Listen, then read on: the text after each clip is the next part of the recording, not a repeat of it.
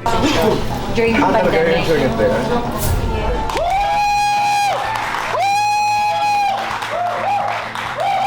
Right, tayo kapuso, pairam po ng 20 minutes ng inyong hapon. Ako po si Boy, and welcome to Fast Talk. Lisa and Ro. Let's go! Thank you very much. Maraming salamat. Hello. Kasi usually mga tao may specific yung perception pagdating sa showbiz, magulo yan, hindi mo maintindihan yan, pero it can be fun. Yeah, pero magulo naman talaga. Magulo naman talaga. Gagawin mo na lang fun. Kami may fun moments din kami, roller coaster, ups and downs, a lot of downs, but most of the time, talaga, fun ride. It started during my game. So he watched. So, okay, game nag-umpisa ito, inimbita ka ng coach. Yep. Okay, pero meron ka ng alam? I mean, you had an idea about who she was? Yeah, Melissa. No. Wala talaga. Wala. So you just got into the game na wala talaga. Prior to that, may ginawa po akong campaign with Hidilyn Diaz. Okay. And then, yung boss po noon sabi, isang brand po namin dito, kasama sa league, gusto mo manood? You wanna meet the players? I said, yes, punta ako. Tapos, pumasok kami sa locker room.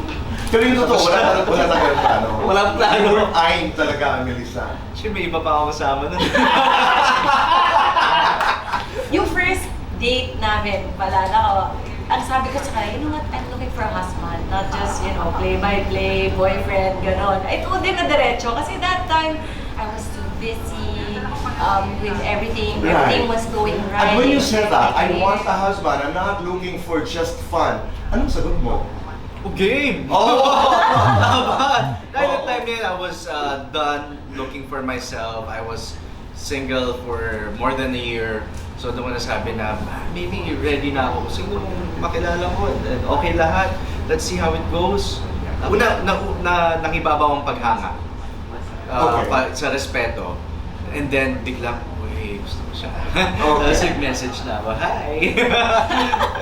That was the first move. Took me a while. Kasi binobro niya ako. Binobro? Ito yung tattoo mo. Thanks, bro.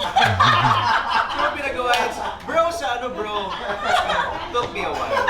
Sadya. Oh, this is funny. Our first date, I invited him. I had an extra ticket sa play, sa Wicked. Kaya special yung Wicked na songs for us. Okay. So I go, wait, I always have a test sa guy. Okay, if he's gonna, bring out his phone, I'm not gonna see him again. Sabi ko talaga, hindi, the whole time he was like this. Oh. So I was like, plus point. And then we talked Sa galing ni Rule, pag magdala ng phone, hindi, pag naglabas siya ng phone. while watching. Yeah, watching. No. So, Okay. I enjoyed the whole time. Sabi ko, plus points. And then, talking to him, you know naman, he's very smart. Sino ang mas seloso?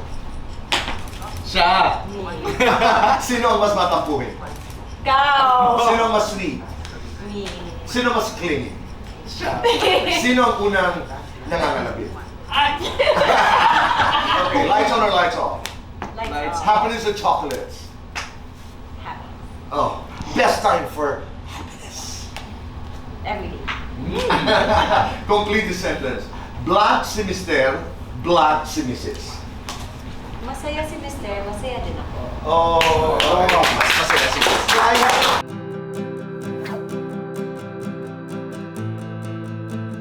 Gaano katagal mong gustong gawin to lahat? Hanggang kailan? What do you think is your job if you aren't a host? Masaya. Siguro nakatatlong beses na ako dito. So very comfortable na pakiramdam ko coming here.